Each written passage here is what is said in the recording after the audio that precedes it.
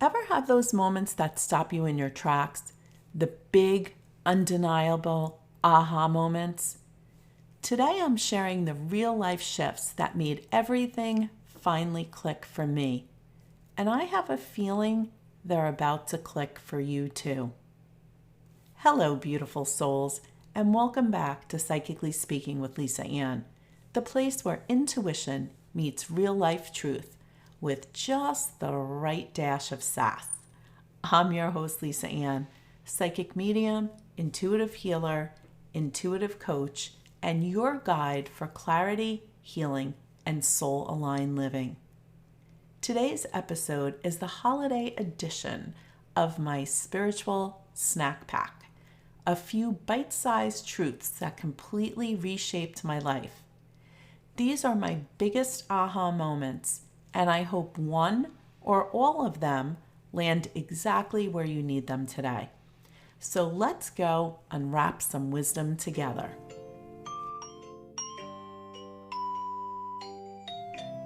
Asking for help is not a weakness, it's wisdom.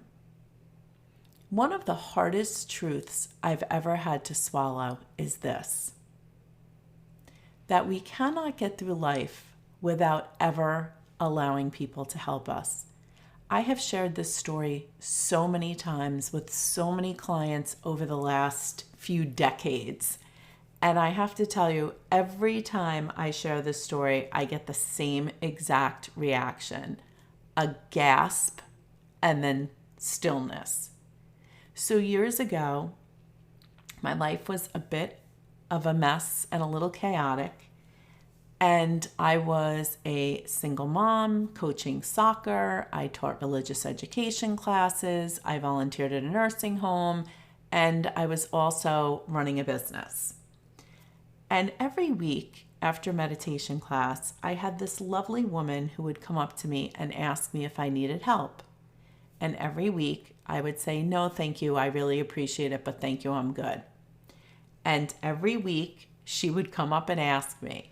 And she would say to me, I'm retired. You don't even have to pay me. I can answer phones. I can help with the kids, whatever you need. Well, this went on for quite a bit, and it kind of became the evening ritual of after meditation. She would come and ask, and I would say no, and then we would go home.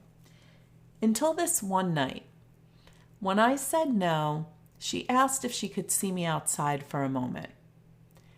And I don't know if you guys can relate to this, but I just feel like sometimes there's these moments in life where you are so hanging on by the tiniest little thread that one little thing will be the thing that plummets you over the edge. I remember walking down a long hallway in my healing center, and she was behind me. And I was fighting so hard to just hold the tears back because I was thinking, oh boy, I really cannot handle one more thing. I cannot have one more person angry with me. And as we went out back, she looked me dead in the eye and she said, "Can I ask you a question?" And I said, "Of course." And she said to me, "Every week I ask you if you need help, and every week you say no." And she said, "My question is this: why do you do everything that you do?" And I don't just mean the work that you do through your business and helping people. I mean all the other stuff that you do. The volunteering, the coaching soccer, and she listed everything that at the point I had on my plate. And I looked at her and I just started crying. And I said, my life is just so overwhelming and everything is going so wrong right now that honestly, the only thing keeping me going other than my 2 children is the fact that when I put my head on the pillow at night, I know I tried to do something good for somebody. And through the tears, I watched as she just looked up, looked me dead in the eye, and said, "What gives you the right to take that feeling away from other people?" To this day, when I tell that story, I still feel that gut punch that I felt when she said that. I don't know why before that I had never one time ever in my life looked at it that way. Whenever someone said, "Can I help you?" my first thought was always, people have their own lives, they have their own problems, they don't need to deal with my stuff. Yet, whenever I offered to help somebody, my thought was, this is such a nice person, I want to help them and do something nice for them. And it was in that aha moment that I realized allowing people to help us does not mean that we're losers or we don't know how to do something, but it's a moment of sharing energy. That person is doing something good for us, but the person who's offering the help is also getting something valuable from the exchange. So the next time someone says, "Can I help you?" think about saying yes instead of no.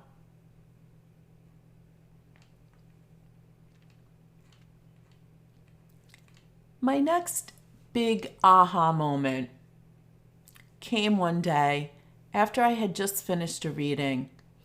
People always ask me what is the hardest part about what I do for work. And my answer has always been the same. One of the things that I have always found the most difficult and challenging is when I'm working with someone, whether I'm doing a reading, whether I'm doing healing work, hypnosis, past life regression, group class, whatever it is, when I know that somebody is just moments, just steps away from having everything that is going to bring them happiness in their lives, but I know that they're not going to get there because they're not going to listen. They're not going to take the advice. They're not going to take that leap of faith. They're not going to do what they need to do. So one day, I was doing a reading for somebody, and my heart was just breaking for this person because their life was such a mess and they were so close to getting where they needed to be. And I could so relate to where they were because I have been there in my life. And when they left, I knew intuitively that they were not going to make any changes. And it really broke my heart because this person so deserved to get everything that they wanted, to have an easier life, and to really step in a place of happiness. So I was sitting at my table and I was just kind of thinking and talking out loud to myself. And I just said, I don't know why I do this work if nobody's going to listen. And whether your belief system is God, angels, spirit guides, your own inner voice, I literally saw a picture in my mind. And I was walking through a desert and I heard someone screaming for help. And I came across someone who was trapped in a pit. I immediately jumped into the pit, lifted the person out. They climbed on my shoulders, got out of the pit, and they ran off. They never even looked back. They just got out of the pit, ran off, and then I realized that I was now stuck in the pit. And it was in that moment I heard a voice say to me, "This is what you have done your whole life. And you are no longer allowed to rescue people." And I have to tell you, back in the day, my thinking process was so wrong that I honestly had this feeling of fear of like, wait a minute, does that mean my business is shutting down? Like, what do you mean I'm not allowed to rescue and save people, right? Isn't that my life's work? And before I could even finish the thought in my mind, I saw the same picture again. I'm in the desert, I'm walking through, I hear someone screaming for help, but this time I watched myself. I laid on my belly, I reached my hand into the pit, and I motioned to the person to grab my hand. And I have to tell you, it took them a few times, but they kept jumping and jumping and jumping. And finally, they grabbed my hand. I pulled them out of the pit. They gave me a hug and said, "Thank you." And we both walked off. It was like an old movie scene where two people are walking off into the sunset. And I heard that same voice in my head say, Moving forward, this is what you're allowed to do. And that was another big aha moment, because I realized there's a difference between rescuing and guiding, right? Rescuing is jumping into the pit, but then we get stuck, right? How many times in our lives have we lowered a vibration trying to save someone only then to be overwhelmed ourselves, and then we can't help anybody? It was in that moment I realized that our job is to be the cheerleader. Our job is to assist. And there was something very powerful in watching that person jumping and jumping and jumping to grab my hand, because it made me realize that we have to honor everybody's process. And sometimes it might take a little bit longer for people to accept our help or to do the work that they need to do, but that's okay. So while I used to be a professional pit jumper, Olympic level, I have to tell you, gold medalist, I've realized helping is more about lowering the ladder, right? Reaching your hands into the pit. Rescuing is jumping into the pit. Remember, people don't need us to carry them. They need us to empower them. This lesson really set me free from the emotional traps of overgiving, and it taught me how to support other people in the right way with strength, encouragement, and empowerment, not sacrifice. I have to tell you, this next one was really a lot for me to process, and probably one of the biggest life-changing aha moments. And it was when I realized I was the pattern. I was thinking back one day, this is many, many years ago. I had a bad dating situation that had gone awry, and I was sitting there feeling sorry for myself and started thinking back to several not good relationships that I had been in. And I started comparing the people, the problems that arose, the issues that arose. And as I was sitting there thinking about it and thinking like, God, what is wrong? Like, why is this always happening to me? Why am I dealing with this situation again? Why am I always attracting these same scenarios? They're different faces, different places, but it's always the same storyline. I was desperately searching, trying to figure out what the common denominator was. And then it hit me. I realized that the common denominator was me. And from that moment on, whenever I have repeating patterns, repeating situations, repeating lessons, what other people may call a string of bad luck, I take a step back now and I ask myself, what is the role that I'm playing in this? What is the belief system, the approach, the pattern that I need to change? Because while realizing that I was the common denominator was very overwhelming, it was very empowering. Because if I was the common denominator, then I was able to reset and change everything. The next one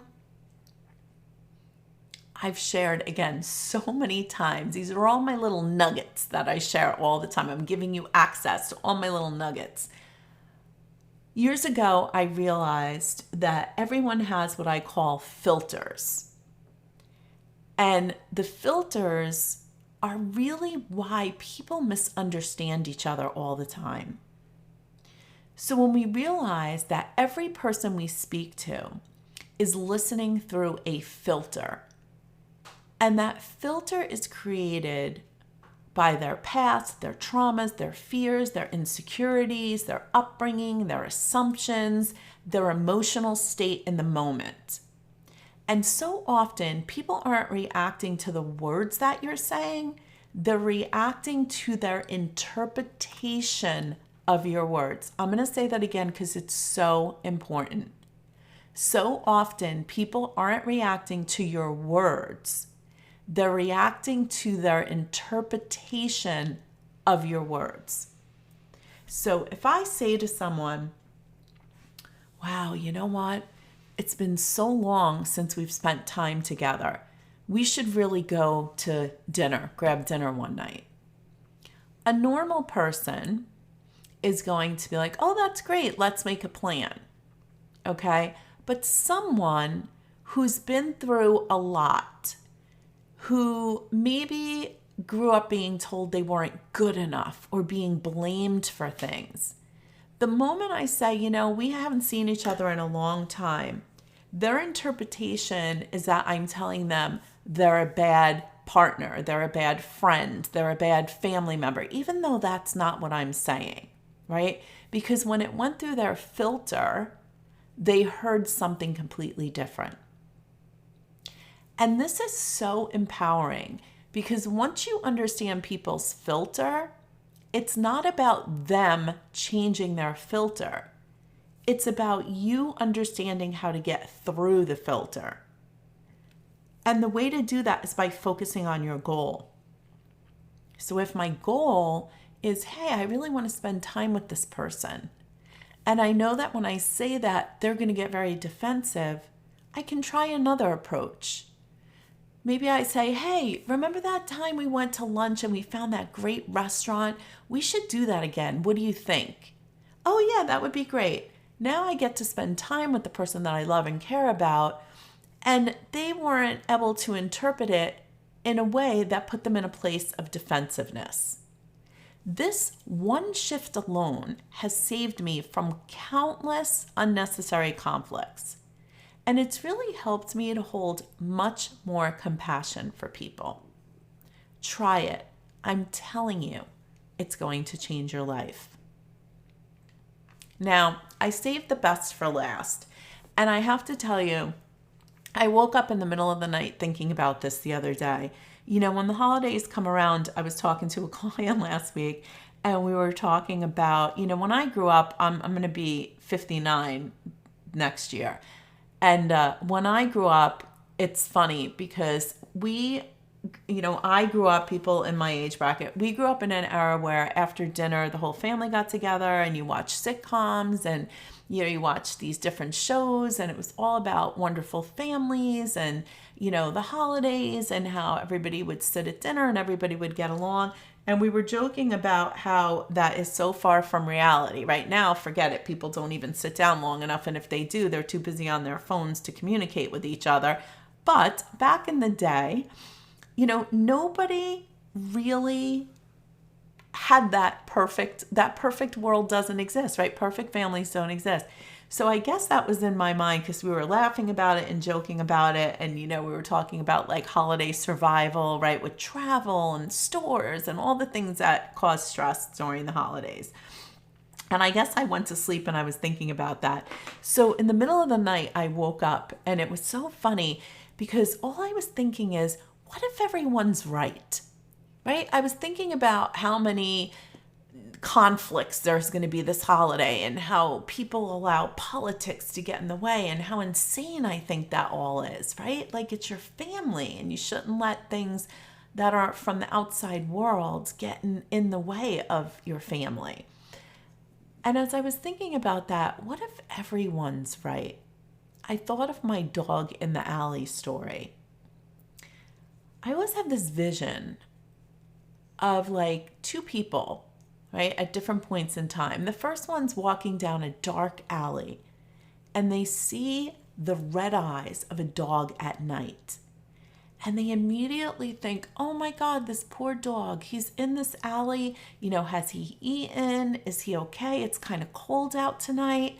And they go and approach the dog and they pet the dog and they go get the dog food and they're loving on the dog. Take the second scenario. Another person's walking down a dark alley and they see the red eyes of a dog and they're instantly terrified. They see danger. They have fear because maybe that person was attacked by a dog when they were younger. And maybe they still have the scars from the stitches, as well as the emotional and the traumatic scars from that dog attack. Now, it's the same dog and it's the same alley, but two people have two completely different perceptions because of their own life experience. So, what if they're both right? What if we're not reacting to the reality, but we're reacting to our perception of reality? Our version of the alley, our experience with the dogs, our emotional state, our past, our fears, our hopes, our internal world. This simple idea changed everything for me. Softened my relationships, expanded my compassion, and it really taught me, it allowed me to let people have their truth without needing to convince them of mine. And I'm going to say that again because it's very important. It taught me to let people have their truth without me needing to convince them of mine. So remember, perspective is everything, and everyone's perspective is valid from where they stand. We don't really need to agree with each other, but we need to respect each other's perspective. Beautiful souls, the holidays stir up emotions and memories and expectations and old patterns, but these spiritual snacks are your reminders. Asking for help is strength. You can help without rescuing and sacrificing. You have the power to reset patterns and let go of old belief systems. You can use the knowledge of filters to better communicate with those around you. And most of all, remember, perspective shapes everything. We don't all need to agree with each other, but we do need to respect each other. These insights changed me, and I truly hope they land exactly where your soul needs them today.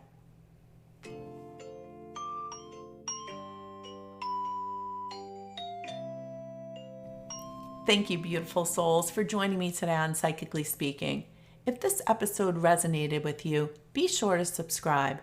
I'd love it if you left a review, shared this with someone who needs it, and connected with me on social media.